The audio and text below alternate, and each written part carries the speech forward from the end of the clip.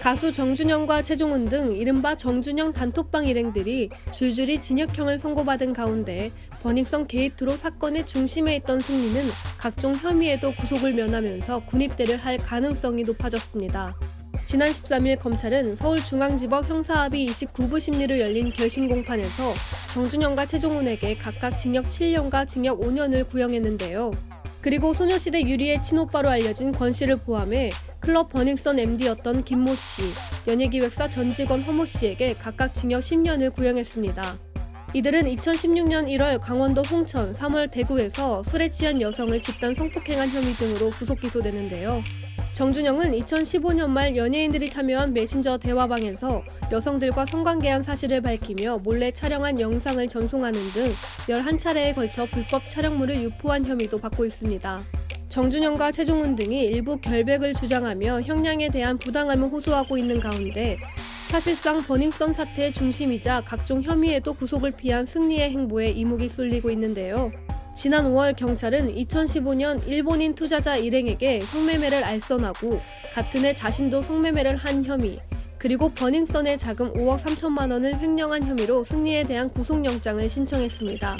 그러나 서울중앙지법 신종렬 영장 전담 부장판사는 증거인멸의 우려가 없다며 승리에 대한 구속영장을 기각했습니다.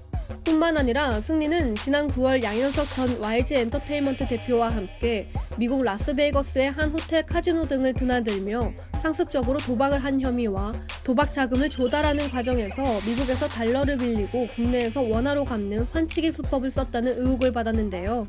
이 같은 혐의로 경찰에 재소환된 승리는 해외 원정 도박 혐의만 인정할 뿐 외국환 거래법 위반 혐의에 대해서는 부인하며 기소 의견으로 검찰에 송치됐습니다. 여기에 승리가 지난 6월 25일 만기였던 입대 연기 신청을 하지 않은 것으로 드러나면서 올해 하반기 입대를 하게 될 가능성이 높아졌는데요. 이로써 승리의 도피성 입대에 대한 우려의 목소리가 높아지고 있습니다.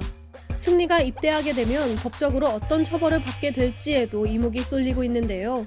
일각에서는 승리를 둘러싼 각종 사건들이 군사법원으로 이첩되면 군사법원의 처벌은 일반 수사기관의 처벌 수위에 비해 경미한 편이라는 점에서 솜방망이 처벌로 끝날 확률이 높아질 것이라는 의견이 나오고 있습니다. 군사재판소와 현 담당서, 재판부가 협업할 가능성도 제기됐지만 현실적으로 이 같은 사례가 극히 드물기에 쉽지는 않을 전망이라고 합니다. 구속이 기각된 후 6개월이 지나면서 경찰은 승리에 대한 수사를 적극적으로 검토하지 않는 분위기를 자아내 부실 수사라는 비난의 목소리도 커지고 있는데요. 승리 재소환 여부와 관련해 서울중앙지방검찰청은 아직 정해진 바가 없다고 밝혔습니다. 과연 수사기관들이 군입대를 앞둔 승리를 상대로 수사에 박차를 가할 수 있을지 관심이 집중되고 있습니다. K스타 뉴스 조수희입니다.